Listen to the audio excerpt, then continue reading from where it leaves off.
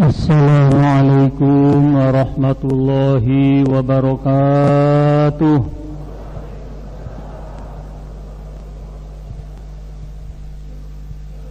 A'udzu billahi minasy syaithanir rajim. Bismillahirrahmanirrahim. Alhamdulillahilladzi asra bi 'abdihi lailan minal masjidil haram ilal masjidil aqsa alladzi barakna haulahu linuriyahu min ayatina innahu huwas samiul basir. Asyhadu an la ilaha illallah wahdahu la syarikalah wa asyhadu anna sayyidana Muhammadan abduhu wa rasuluh alladzi la nabiyya ba'dah. Allahumma salli wa sallim ala sayyidina wa maulana Muhammad wa ala alihi wa sahbihi salata wa salaman daimaini mutalazimaini ila yaumil qiyamah.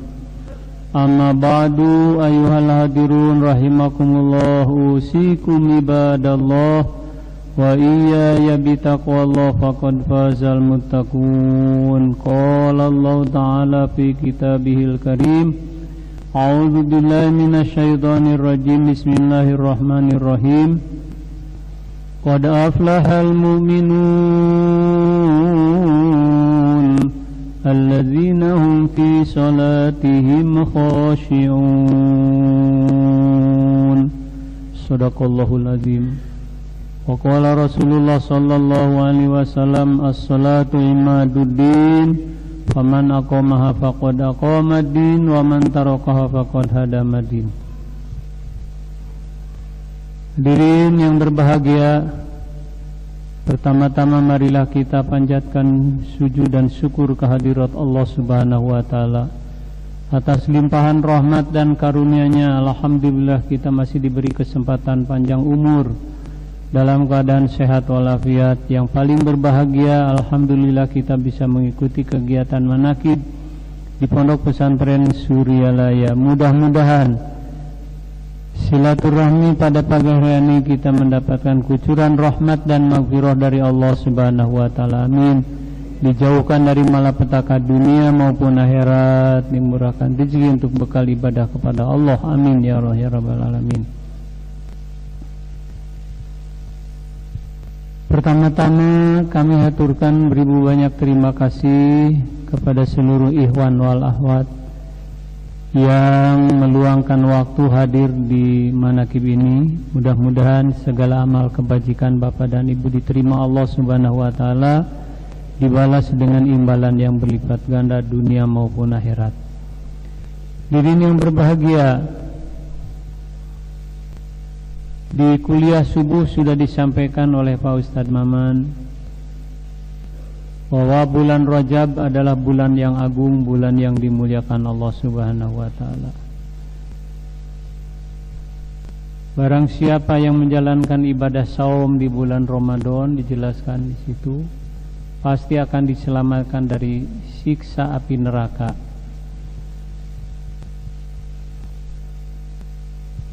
Di bulan Rajab, bulan yang agung ini,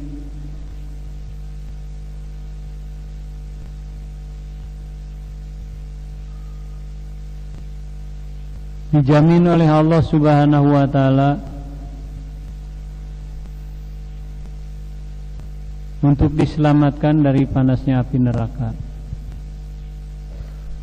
Di bulan Rajab ini pula suatu sejarah yang sangat penting bagi umat Islam dan sudah masyhur. Bukan hanya sekarang bulan Rajab dibahas hasil perjalanan Isra dan Mi'raj, tetapi tiap tahun di mana masuk bulan Rajab, para kiai, para ustadz, para santri selalu membahas keutamaan bulan Rajab, di mana hasil dari perjalanan Isra dan Mi'raj adalah sholat yang 5 waktu. Sebelum perjalanan Isra Mi'raj dimulai, Rasulullah sallallahu alaihi wasallam dibersihkan dulu hatinya ketika beliau sedang ada di Hijri Ismail, datang malaikat Jibril dengan Mikail membawa Rasulullah sallallahu alaihi wasallam ke dekat sumur Jam-Jam. Kemudian Rasul dibelek, dikeluarkan segala kotoran, dibersihkan kotoran-kotoran hatinya, dibersihkan dari segala kotoran hatinya, kemudian dimasukkan ilmu iman Islam, ilmu kesempurnaan akhlak-akhlak yang sempurna. Setelah itu ditutup lagi. Inilah perjalanan Isra Mi'raj, jalan menempuh kehadirat Allah Subhanahu wa taala, di mana Rasul dibersihkan heula, titip kepada seluruh ikhwan akhwat, jangan memiliki keyakinan bahwa dalam hati Rasul ada kotoran. Hati Rasul sudah bersih. Kenapa Rasul dibersihkan dulu? Ini namanya tuladan, bahwa hati kita sebenarnya yang masih kotor, yang harus dibersihkan sebelum menghadap kepada Allah Subhanahu wa taala, di mana Allah tidak akan menerima orang-orang yang kotor hatinya, kecuali orang-orang yang suci hatinya. Oleh karena itu, di mana kita akan menghadap kepada Allah Subhanahu wa taala melalui salat yang 5 waktu, bersihkan dulu hatinya. Dengan apa kita membersihkan hati? Kita merujuk kepada hadis Rasul, inna likulli syai'in shiqalah wa shiqalatul qulub zikrullah. Alat untuk membersihkan hati adalah zikrullah. Nabi menyampaikan, sesungguhnya untuk segala sesuatu sikolah ada alat untuk membersihkannya. Wasikolatul qulub zikrullah, dan alat untuk membersihkan hati adalah zikir kepada Allah Subhanahu wa taala. Zikir yang mana yang dimaksud adalah zikir hati, di mana zikir hati tidak ada batas bilangan waktunya. Allah menjelaskan di Quran Al-A'raf ayat 205, وَاذْكُرْ رَبَّكَ فِي نَفْسِكَ تَضَرُّعًا وَخِيفَةً وَدُونَ الْجَهْرِ مِنَ الْقَوْلِ بِالْغُدُوِّ وَالْآصَالِ وَلَا تَكُن مِّنَ الْغَافِلِينَ. Wadkur, sebutlah Rabbaka, nama Tuhanmu, fi nafsika ay fi qalbika, tegasnya dalam hatimu, tadarruan wa hifatan, sambil merendahkan diri dan merasa takut oleh Allah, wa duna jahri minal qaul, titip jangan diucapkan. Allah melarang jangan diucapkan. Bil guduwi wal asal, dari pagi sampai sore, dari sore sampai pagi. Qiyaman wa qu'udan wala junubihim, posisi sedang berdiri, duduk, berbaring, di mana saja kita berada, hati harus selalu diisi, dipenuhi dengan zikrullah. Allah menekankan wala takum minal ghafilin, janganlah kalian menjadi orang yang lupa kepada Allah. Zikir inilah yang akan mampu membersihkan hati. Lupa saja, jangankan 1 hari lupa kepada Allah, 1 menit, bahkan mungkin 1 detik saja hati lupa kepada Allah, setan masuk ke dalam hati manusia, akan menyeret manusia untuk berlaku durhaka dan maksiat kepada Allah. Bukan hanya kepada Allah, di lingkungan keluarga masih banyak yang durhaka. Istri durhaka terhadap suami, suami durhaka terhadap istri, orang tua durhaka terhadap anak, anak durhaka terhadap orang tua, Ini masih banyak terjadi. Itu semuanya akibat daripada lupa hatinya kepada Allah. Allah menjelaskan, wa may yashu an dzikrir rahman nuqayyid lahu syaitanan fahuwa lahu qarin. Barang siapa yang lengah hatinya dari mengingat Allah, setan masuk ke dalam hati manusia, akan menyeret manusia untuk berlaku durhaka dan maksiat kepada Allah. Di mana dibiarkan hati lupa kepada Allah, fahuwa lahu qarin, dia akan menjadi kawannya setan. Naudzubillah. Jadi yang berbahagia, di mana hasil perjalanan Isra Mi'raj adalah perintah sholat yang 5 waktu, tetapi harus diperhatikan sholatnya yang bagaimana yang akan diterima Allah Subhanahu wa ta'ala.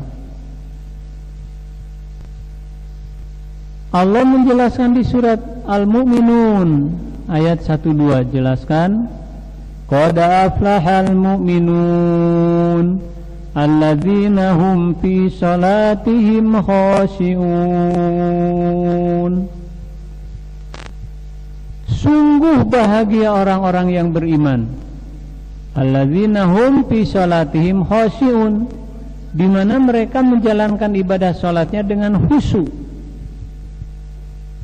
Mana khusyuk? Hudurul qalbi ma'allah, hadirnya hati dipakai ingat kepada Allah. Ingat kepada Allah berarti sedang khusyuk, lupa kepada Allah itu sedang kufur kepada Allah. Hadis kursi menjelaskan, idza dzakartani syakartani wa idza nasyaitani kafartani. Di mana hati sedang ingat kepada Allah itu sedang syukur kepada Allah. Di mana hati lupa kepada Allah itu sedang kufur kepada Allah. Khusyuk mudah diucapkannya, tapi sulit untuk menjalankan ibadahnya. Bagaimana supaya ibadah kita diterima Allah Subhanahu wa ta'ala, termasuk ibadah yang khusyuk dalam salatnya? Maka Rasulullah sallallahu alaihi wasallam menganjurkan untuk menjalankan ibadah salat ini harus benar-benar melakukan ibadah salat dengan khusyuk. Karena sulitnya khusyuk, maka jalan yang diberikan kemudahan untuk mencapai ibadah khusyuk melalui berjamaah. Dijamin dengan salat berjamaah oleh Rasulullah sallallahu alaihi wasallam, man shalla salawatil khamsi ma'al jamaah falahu khamsatu asya'a. Barang siapa yang menjalankan ibadah sholat 5 waktu disertai dengan berjamaah, falahu khamsatu asya'a, maka Allah akan memberikan 5 macam kebaikan. Yang pertama, lam yazidhu faqran fid dunya wal akhirah. Rasul menjelaskan, orang yang ahli berjamaah dimasukkan dalam salat yang khusyuk, maka pertama mendapat kebaikan, tidak akan mendapatkan kefakiran di dunia maupun di akhirat. Fakir di dunia masih mending, tidak menanam jagung, waktunya panen jagung kita bisa membeli jagung. Tidak membeli juga tetangga ahli tani panen jagung, mesti kita diberi sajantung 2 jantung wemah gitu yang ada har jagung. Jadi walaupun tidak nanam di dunia pasti akan menanam. Tapi fakron fil akhirah, fakir di akhirat enggak akan ada yang memberi. Walaupun amal keluarga kita tidak akan diberikan. Di sinilah yang dinyatakan, amaluna amalukum, amalmu untuk kamu, amalku untuk aku.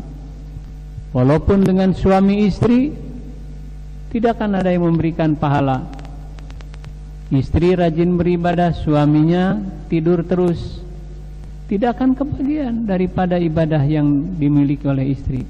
Atau sebaliknya, suami ahli ibadah, istrinya malas beribadah, tidak akan diberikan. Di sinilah yang disebut amaluna amalukum. Jadi yang pertama, lam yazidu fakron fid dunya wal akhirah, tidak akan ketemu dengan fakir di dunia maupun di akhirat.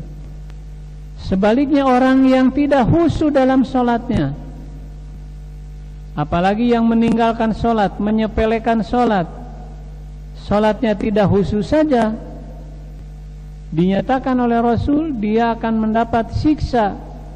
Di antaranya adalah dicabut barokah umurnya, dihapus barokah rizkinya.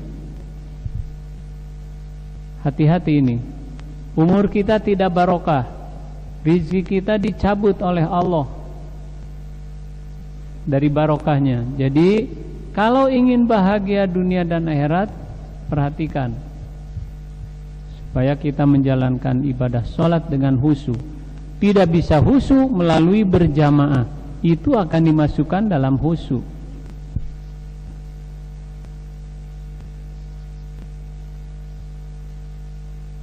Allah memerintahkan kepada para malaikat pencatat amal baik manusia, di mana orang sedang berjamaah diperhatikan.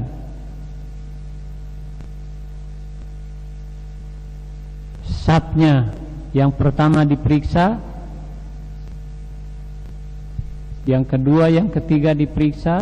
Dari yang ketiga dulu diperiksanya dari paling belakang. Ternyata tidak ada yang khusyuk seorang pun dalam sholatnya. Pindah ke saf yang kedua, juga tidak ada yang khusyuk seorang pun dalam sholatnya. Pindah ke saf yang pertama, juga tidak ada yang khusyuk dalam sholatnya. Kosong semuanya dari mengingat Allah. Begitu meriksa imam, imam sedang khusyuk, maka kelompok sholat berjamaah itu dimasukkan oleh malak pencatat amal baik dan buruk, dilaporkan ke hadirat Allah Subhanahu wa ta'ala. Mereka sedang khusyuk dalam sholatnya, walaupun tidak khusyuk secara lahirnya, tapi karena melalui berjamaahnya, maka ada seorang saja yang khusyuk dalam sholatnya, apakah imam atau makmum, maka dimasukkan kepada ibadah yang khusyuk semuanya. Inilah yang dimaksud kita supaya kita jangan meninggalkan berjamaah.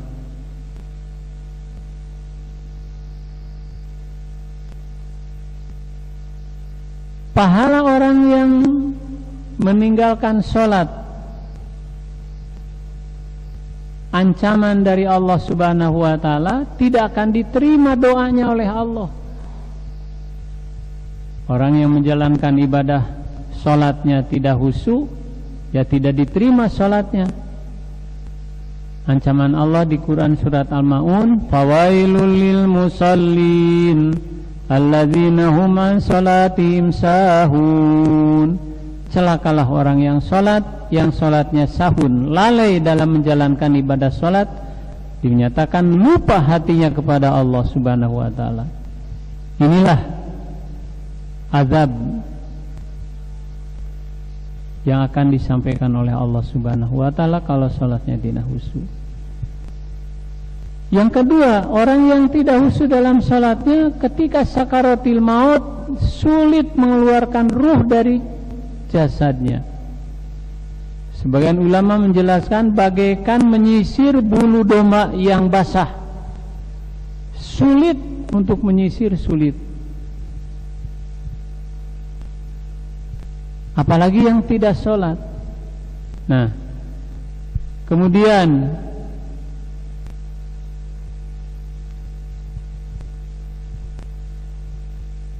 doanya tidak akan sampai ke langit. Doa orang yang tidak khusyuk dalam sholatnya tidak akan sampai ke langit, tidak akan diterima oleh Allah Subhanahu wa ta'ala. Oleh karena itu, kita harus berusaha untuk meningkatkan ibadah sholat kita dengan khusyuk. Yang kedua, yarfa'ullah adzabul qabri.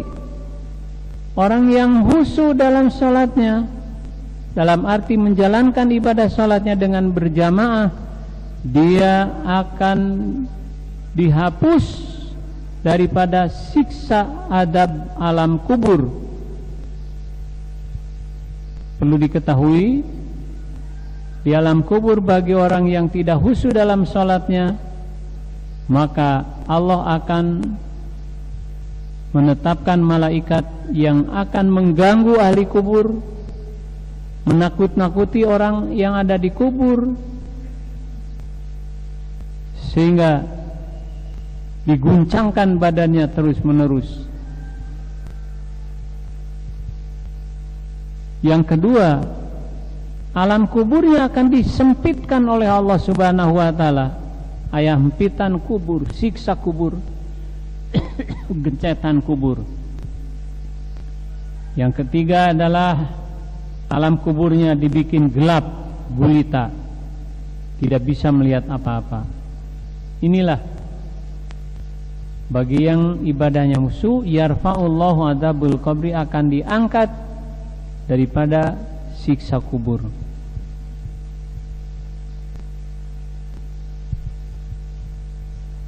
Yang ketiga, nanti di alam akhirat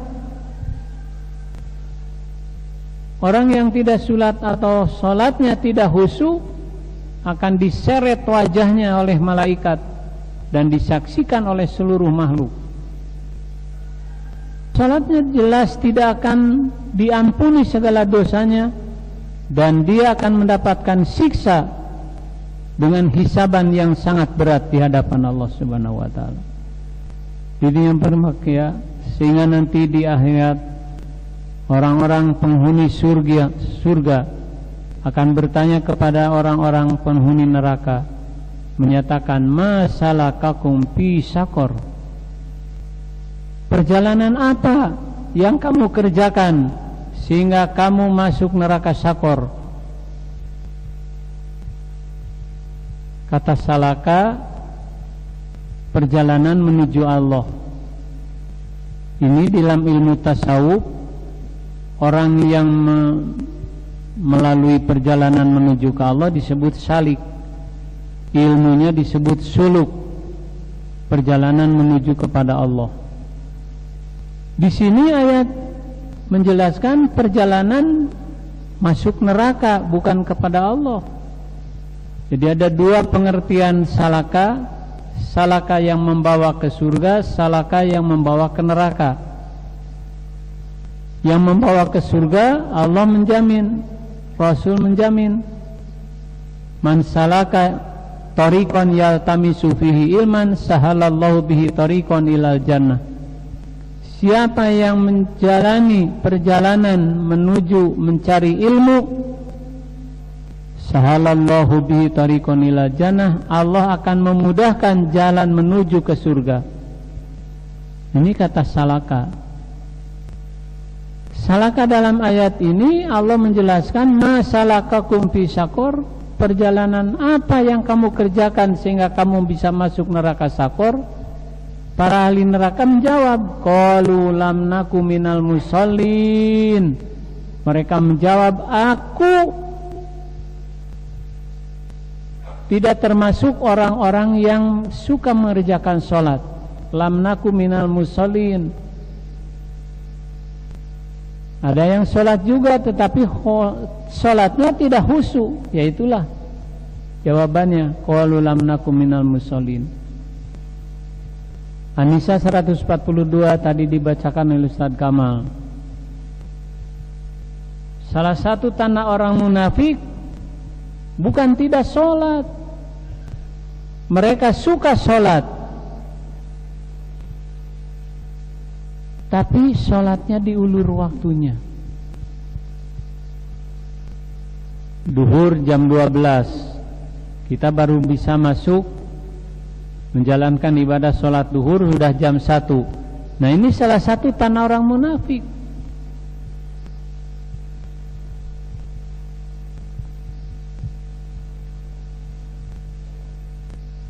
Idza qamu ila sholati qamu kusala.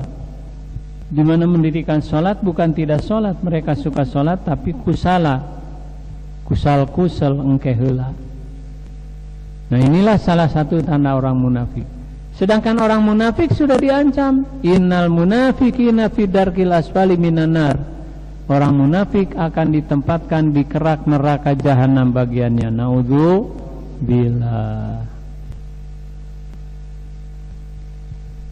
Jadi ada suluk menurut ulama sufi jalan menuju kepada Allah. Ada suluk menurut Allah dalam ayat ini jalan menuju ke neraka, yang dimaksud neraka Sakor.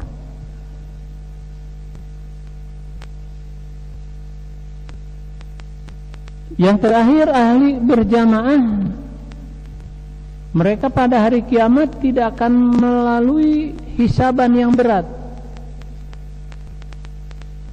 Wa yadkhulul jannata bila hisabin. Mereka akan masuk surga tanpa hisaban, tanpa perhitungan dari Allah Subhanahu wa taala. Kenapa bisa demikian?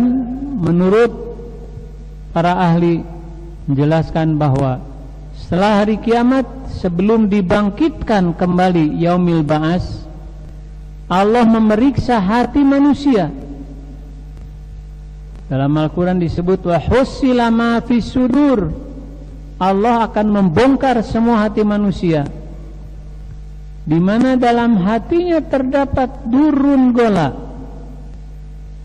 intan berlian yang begitu mahalnya. Gencelang herang dina kolbun aya, maka diambillah oleh Allah Subhanahu wa taala, maka disimpan ke surga sebelum yaumil ba'as. Itu dibongkar seluruh dada manusia. Yang dibiasakan dari sekarang hatinya selalu diisi, dipenuhi dengan dzikrullah, maka akan terdapatlah durun gola itu, perhiasan intan berlian yang begitu mahal. Sehingga ketika dibangkitkan di yaumil ba'as, mereka tidak bertemu dengan alam mahsyar, alam mizan, alam hisab. Mereka sudah ada di surga. Maka mereka saling bertanya, mana yang disebut hari mahsyar, hari kiamat, mana yang disebut yaumul mizan, yaumul hisab? Kok enggak ada? Kita sudah masuk di surga. Itulah yang dipindahkan oleh Allah Subhanahu wa taala bagi yang hatinya selalu diisi, dipenuhi dengan dzikrullah, maka bagaikan intan berlian itu akan diambil oleh Allah Subhanahu wa taala. Ini yang berbahagia, maka Allah menjamin qad aflahal mu'minun alladzina hum fi salatihim khashi'un. Bahagialah orang-orang yang beriman, di mana orang yang beriman ini dalam menjalankan ibadah salatnya khusyuk dalam salatnya. Jadi kalau ingin ibadah kita diterima Allah Subhanahu wa taala, usahakan jangan sampai meninggalkan berjamaah. Inilah salah satu jalan untuk menolong kita daripada khusyuk, karena khusyuk mudah diucapkan, sulit untuk dikerjakan. Dirinya yang berbahagia,